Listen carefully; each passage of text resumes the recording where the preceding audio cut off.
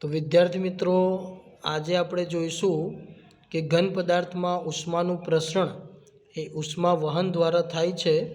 એટલે કે ઉષ્માનું જે વહન છે, ઉષ્માનું જે પ્રસરણ છે, એક અણુ દ્વારા બીજા અણુને ઉષ્મા ઉર્જા મળે છે. તે રીતે આગળ વધતી જાય છે ઉષ્મા.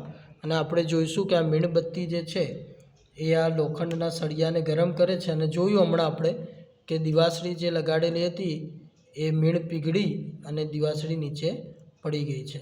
હજુ આગળ આ ઉષ્મા વધતી જાય છે અને ત્રીજી જે દિવાસળી છે લગાડેલી એ પણ ટૂંક સમયમાં હવે નીચે પડશે.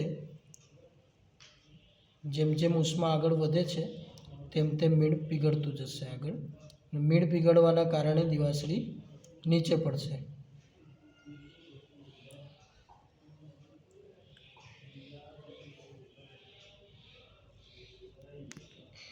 જો પડી ને બેટા.